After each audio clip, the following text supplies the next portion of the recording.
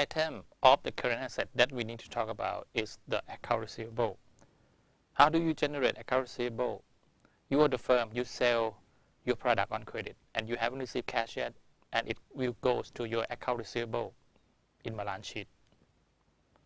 So the goal to manage account receivable is either to know what should be the level of account receivable should you hold, right? And why do we need account receivable?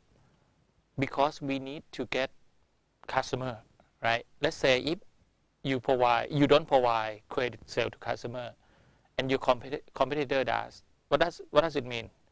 If you sell the same product and service, you don't have credit. You don't sell by credit, but your competitor sell by credit. Who lose customer? You. So you need some credit sales, right? At least equals to competitors. So if your account receivable is too high, is there any problem? Yes, of course, right? You may have the chance for customer to get default. Right? You don't get the full amount of money. Right? Too low, of course, you have to lose your customer somehow, right?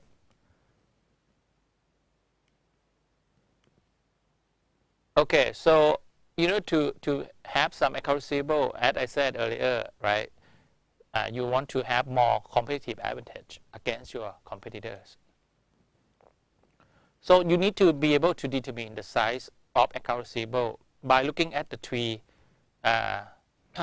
the determinants, right? 3 determinants of the size of the firm investment in account receivable.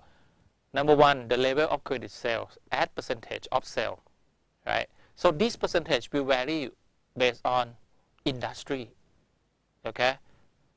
It depends on industry. If you are a restaurant, you might not need to have account receivable. If you are car manufacturing, you might have some account receivable, right?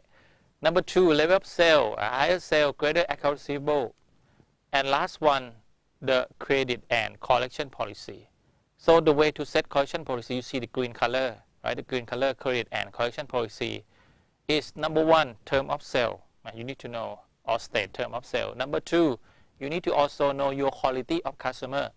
And third one, the collection effort, in order to set the range of time before credit sale are collected, so that you get to know, right, investment in account receivable, what should be the amount or level of account receivable.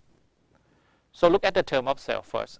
Term of sale, just like you see from example 1/10 net 30, right, this term of sale. It means if you pay in 10 days, you get 1% discount. Otherwise, the maximum period, you need to pay in day 30. If you want to get discount, when do you pay for the money? Of course, day 10, right? You don't pay day 1, day 2, day 3. You pay day 10. Because you have 10 days to do something with your cash, right? And come back to pay your supplier in day 10. Net 30, it means if you don't want to take discount, when do you pay for your material? Day 30. Not day 11, not day 12, 13, 14. Why?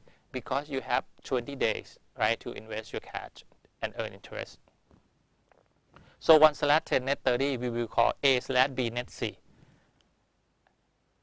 Let's say if you don't want to take 1% discount, how many percent opportunity cost that you lose if you don't take discount per year? We have the formula annualized opportunity cost for foregoing the discount equals to A divided by 1 minus A multiplied by 365 is number of days in 1 year divided by C minus B. A is the discount percent, right? C is the maximum period that you pay.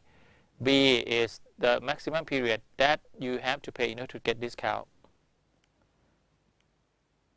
So based on 1/10 net 30, you put 1 as A, right? You make decimal 0.01 divided by 1, right? Minus 0.01 multiplied by 365 divided by C minus B, 30 minus 10. So opportunity cost that you lose is 18.43% per year, right? Per year.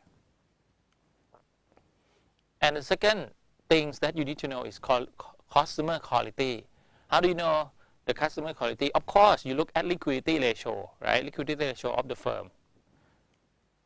So liquidity ratio, we have what? Current ratio, quick ratio, right? Account receivable turnover, inventory turnover, and also you need to look at credit rating, right? And the credit score. Remember credit rating, double A, triple A, double B, triple B, right? And triple A should be the best, right? You should give the maximum credit to the highest quality of the firm, right?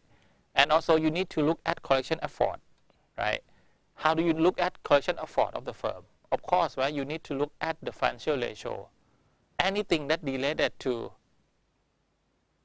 collection period, like average collection period, the ratio of receivable to asset, account receivable turnover ratio, for example, in order to see how hard that you have to use the effort to collect cash from your customer. Okay.